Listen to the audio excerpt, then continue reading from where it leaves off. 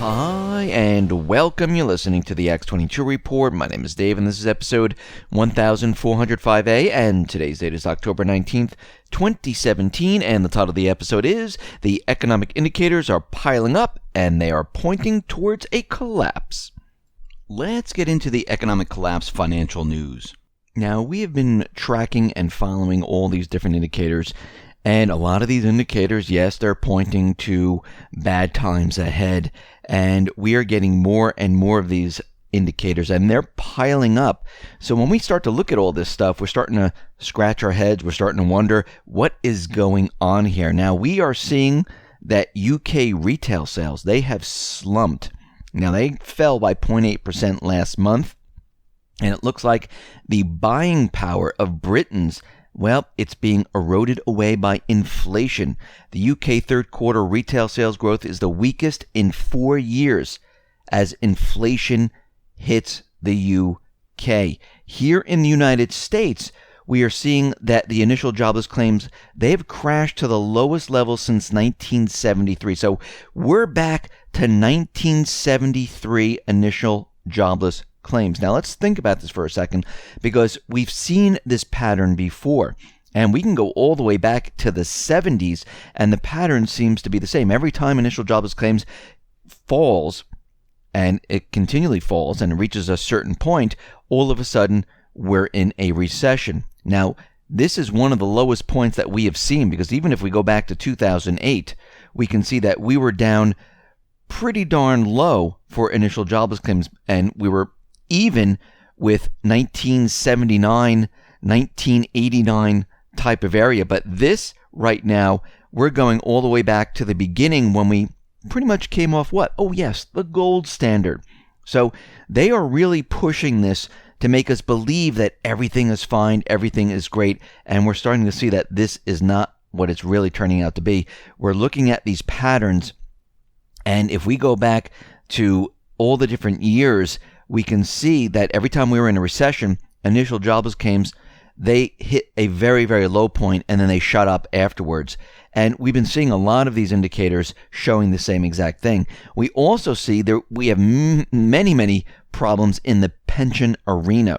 And the state of Illinois, well, they're at a point of no return right now, and it looks like it's getting worse and worse. And what we're looking at right now is Illinois is going to have to raise taxes. They're going to have to cut spending.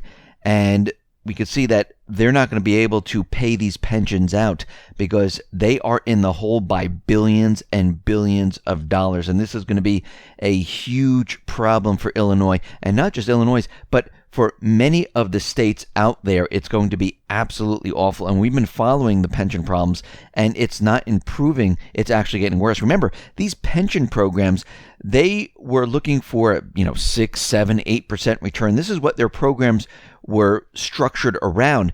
Since interest rates have been so low, they're not reaching this at all, and they're running into problems right now. And we see that the entire economy, when we look at housing, we know housing, the existing home sales, we know the new building permits, new construction, and new home sales, that has all been declining. Retail, we're seeing the same exact thing. That has been declining. And when we look at GDP, GDP is completely fake, phony, and false. And this is coming out of Charles Hugh Smith, where he points to this individual, Dave, where he looked at the GDP and said, listen, basic math shows us that GDP is calculated to keep us in the dark. Now, let me just read what is written here. The rot eating away at our society and economy is typically papered over with bogus statistics that prove everything's getting better every day in every way. The prime proof of rising prosperity is the gross domestic product. So if we borrow money to pay people to dig holes and then fill them with excavated dirt, GDP rises to general applause. The debt we took on to fund the make work isn't accounted for at all.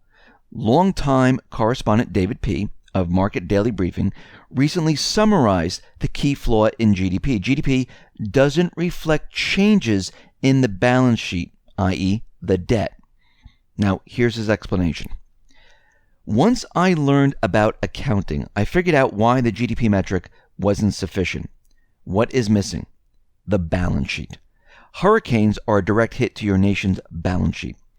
The national income statement goes up because of increased spending to replace lost assets, but the equity part of the national balance sheet ends up taking a hit in direct proportion to the damage that occurred. Even if you rebuild everything just the way it was, your assets remain the same while your liabilities have increased. We know this because we use the balance sheet equation. Equity equals assets minus liabilities. Equity is another word for wealth. So before the hurricane, we have wealth equals house plus car minus home debt plus car debt. After hurricane, we have wealth equals house plus car minus 2 times home debt plus 2 times car debt. Wealth equity has declined by the sum home debt plus car debt. So when we look at the GDP numbers and we see the GDP numbers, we could see that they're not calculated correctly. And they have done this for a very long time to make it seem like everything is fine. They don't look at the liability section. They've also included research and development. They've also included other aspects to GDP. They revised the numbers. And when you put all of this together, you could see we have a major problem. GDP right now is not at 2%. It's not at 2.3%. It's not at 2.5%. It's in the negative range. If we go to shadow stats, where John is looking at the numbers, he's calculating the GDP the way it used to be calculated, and we are in the negative territory. This is before it was all manipulated. And basically what we've been seeing is, and if we look at all the statistical numbers that the government and the Fed throw at us, we see that unemployment completely manipulated. We see that GDP completely manipulated.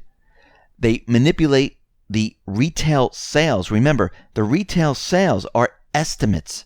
This is not the numbers from the actual stores. And if a store closes down, they take it and they, basically spread it out over a year. The automobile industry, they use channel stuffing, and every time cars are delivered to the lot, that is considered a sale. So when you start to look at all these different things, you start to scratch your head and you start to wonder, what is going on here? I mean, why aren't they telling us the truth? Something is wrong. The reason they can't tell us the truth is because if they told us the truth, the economy is done for. Remember, what they had to do to make us believe that the economy is doing well is they had to manipulate all these numbers and manipulate the stock market, keep precious metals very low.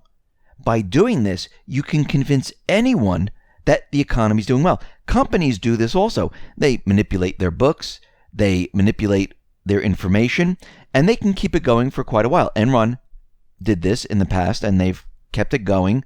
Bernie Madoff did this. It's a Ponzi scheme, and they can do it, and everyone thinks, wow, their business is incredible. I got to get involved in that. It's all on the up and up because, look, I saw the numbers. Everything looks great, but you don't know there's tricky accounting behind the scenes. And then eventually what happens is this tricky accounting rears its ugly head, and people start to scratch their heads and start to say, okay, something's wrong here. Something doesn't make sense. The same thing happened with the subprime securities. They rated everything AAA, but people started to look into things, and things do not make sense. Now, Robert Shiller is out there, and he's saying that we might have a stock market panic like 1987. It could happen once again.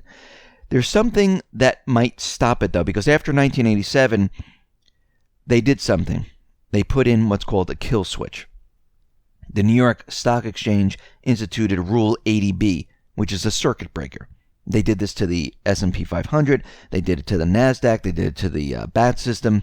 And what they can do right now, if the market falls by 20% or so, they can throw the circuit breaker and shut everything down. And they can stop everything. And they're saying if they do this, they'll be able to save it. They'll be able to rework things, and everything could be saved. This is what they hope for. And they did this on purpose because they know when the market starts to come down, each one of the markets is going to come down, and they're going to have to throw all the kill switches at once. Now, when they open up again, is it going to get better? Well, they did this during the 1929 crash where they, closed everything down and they didn't reopen. But when they did, everything got a lot worse. And they could stop it again. They can throw it, like if they see it go down 5%, they can hit the circuit breaker and shut everything down and stop it once again. But the problem is, people are going to notice this. People are going to start to realize that, wait a minute, what is going on here? Why did they close the market again? And this is where the people are going to say, something, I want to get my money out. And as soon as the market opens, they're going to try to get their money out. Doesn't matter what the Fed says. Doesn't matter what the government says, where everything is fine. Don't worry. We have it all under control. Everything is contained. This is not going to be the truth. And people know it, and this is what they're going to do. So we can see right now from all the different economic indicators that we've been looking at, from all the manipulation that we've been looking at, we see that everything is starting to pile up. The economy is deteriorating very, very rapidly at this point, and they can't manipulate it any further. Well, they can, but it's going to separate from reality and the manipulation, just like with Bernie Madoff and Enron and Kobe Steel and the rest of the companies. Eventually what happens is people start to realize something doesn't make sense.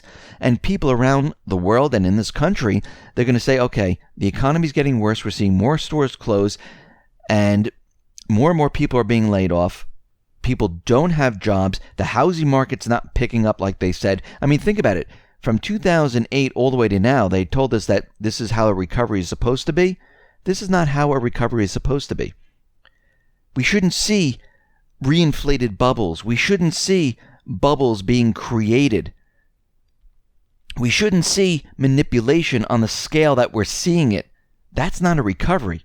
That's an illusion to make you believe we're in a recovery. And they're trying to convince you that this is really what it looks like.